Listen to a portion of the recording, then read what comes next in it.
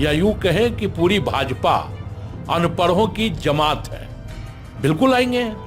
वादे हम इसलिए करते हैं कि इन वादों को हम धरातल पे उतारने का काम करें। हम भाजपा नहीं है कि चुनाव के बाद उन वादों को हम जुमला कर देते हैं। तो जो रेंज रोवर में घूम रहे हैं, जो फॉर्च्यूनर में घूम रहे हैं, जो हवाई सफर कर रहे हैं, वो भी अगर मैया सम्मान योजना का लाभ लेंगे तो स्वाभाविक तौर पे जांच तो होगी ना। कांग्रेस के विधायक दल के नेता के तौर पर प्रदीप यादव को चुना गया है, तो कांग्रेस ने क्या चीजें देखी जो प्रदीप यादव को चुना है? देखिए, प्रदीप यादव जी एक संसदीय इतिहास का उनका एक लंबा दौर रहा है। 7 टर्म के वो विधायक हैं।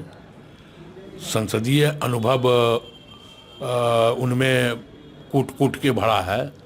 तो स्वाभाविक तौर पे इन तमाम चीज़ों को लेकर के कांग्रेस का शीर्ष नेतृत्व ने उन्हें विधायक दल के नेता के रूप में जिम्मेवारी सौंपी है। विधायक दल के नेता के तौर पर अनूप सिंह जी का भी नाम आ रहा था, बेरमो विधायक। नहीं, ऐसा तो गत दिनों इसी प्रदेश कार्यालय में तमाम विधायकों की एक बैठक हुई थी, जिस बैठक में आदरणीय प्रभारी गुलाम अहमद मीर साहब जी उपस्थित थे और तमाम विधायकों ने एक स्वर से केंद्रीय नेतृत्व को, अपने शीर्ष नेतृत्व को इसके लिए अधिकृत कर दिया था। अब शीर्ष नेतृत्व ने जिन नामों पे मुहर लगाया है तो तमाम लोग उन मुहर को स्वीकार कर रहे हैं। आने वाले दिनों में क्या लगता है प्रदीप यादव जी संगठन को और मजबूती देंगे? देखिए, संगठन का नेतृत्व प्रदेश कांग्रेस के अध्यक्ष के हाथ में होता है। तो संगठन और विधायक दल नेता, ये दोनों का परस्पर संबंध है। लेकिन स्वाभाविक तौर पे जब विधायक दल का नेता मजबूत होगा तो संगठन का जो जन कल्याणकारी योजना है, जो संगठन जिसके माध्यम से राज्य की जनता तक जाती है, तो उसमें कहीं ना कहीं विधायक का भी, जनप्रतिनिधि का भी योगदान होता है। और स्वाभाविक तौर पे वैसे जनप्रतिनिधियों का भी योगदान सुनिश्चित करवाने की दिशा में वो पहल करेंगे। राजेश कच्छप जी को उप नेता के तौर पर चुना गया है, उनके बारे में क्या कुछ कहना चाहिए? राजेश कच्छप जी भी अनुभवी नेता हैं, संगठन से जुड़े हुए व्यक्ति हैं। वो यूथ कांग्रेस से लेकर के उनका राजनीतिक सफर शुरू हुआ है, तो वो भी अनुभव वाले हैं। तो एक सामंजस्य स्थापित किया गया है और दोनों व्यक्ति अनुभव का पिटारा है, चाहे हम प्रदीप यादव जी की बात कर लें या राजेश कच्छप जी की बात कर लें। 4 दिवसीय विधानसभा सत्र भी खत्म हो चुका है। अब आने वाले दिनों में कांग्रेस ने जो मैनिफेस्टो में वादे किए थे, उन वादों का जमीन पे वो वादे आएंगे? बिल्कुल आएंगे। वादे हम इसलिए करते हैं कि इन वादों को हम धरातल पे उतारने का काम करें। हम भाजपा नहीं है कि चुनाव के बाद उन वादों को हम जुमला कर देते हैं।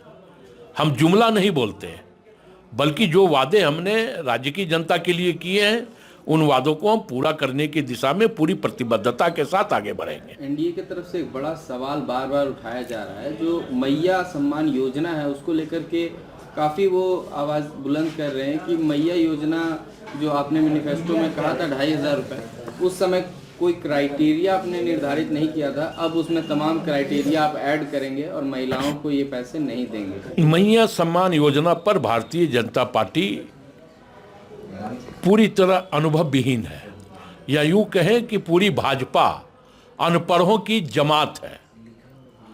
एक क्राइटेरिया शुरू से यह तय है कि मैया सम्मान योजना जो रेंज रोवर में और फॉर्च्यूनर में घूमने वाले लोगों के लिए नहीं है। यह मैया सम्मान योजना उन बहनों के लिए है जो आर्थिक रूप से सबल नहीं है, उनके लिए यह मैया सम्मान योजना है। तो जो रेंज रोवर में घूम रहे हैं, जो फॉर्च्यूनर में घूम रहे हैं, जो हवाई सफर कर रहे हैं, वो भी अगर मैया सम्मान योजना का लाभ लेंगे तो स्वाभाविक तौर पे जांच तो होगी ना। वैसे लोगों को जांच होनी चाहिए और हम वैसे लोगों का जांच करवाएंगे। और वैसे लोग जो इनके कारण वंचित रह गया है, जिनको जरूरत है, वैसे लोगों तक हम मैया सम्मान योजना पहुंचाने का काम करेंगे। एनडीए का ये भी आरोप है कि जो योजनाएं आप पूरी नहीं कर पा रहे हैं उसका ठीकरा जो है वो केंद्र सरकार पे फोड़ रहे हैं कि केंद्र सरकार जो है पैसे नहीं दे रही है राज्य को। 1,36,000 करोड़ रुपया दे दी है क्या? पूछिए भारतीय जनता पार्टी के उन नेताओं से जो ये बयान दे रहे हैं। 1,36,000 करोड़ बाबूलाल जी को कहा जा रहा है कि आप अपना नानी घर से ला के दो, कि मोदी जी को कहा जा रहा है कि आप अपने नानी घर से ला के दो, कि उनको देने में परेशानी हो रही है। राज्य की जनता का पैसा है ना।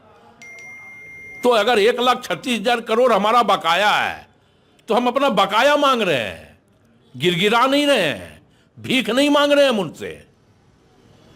हम अपना पैसा मांग रहे हैं जो इस राज्य की जनता का वाजिब पैसा है, वो पैसा हमें दें।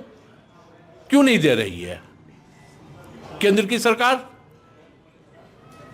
तो ये प्रश्न उनसे होना चाहिए। आने वाले दिनों में कांग्रेस की क्या योजना है झारखंड को लेकर के? नहीं, योजना हमारा रोज है। आने वाले दिनों की बात हम नहीं करते। हम राजनीतिक दल में रहते हैं, राजनीतिक दल के लोग हैं, और स्वाभाविक तौर पे हमारी प्रतिबद्धता राज्य के अंतिम व्यक्ति तक विकास की लौ पहुंचाने की है, और हम उस दिशा में प्रत्येक दिन सकारात्मक रूप से पहल करते हैं। बहुत बहुत धन्यवाद। धन्यवाद।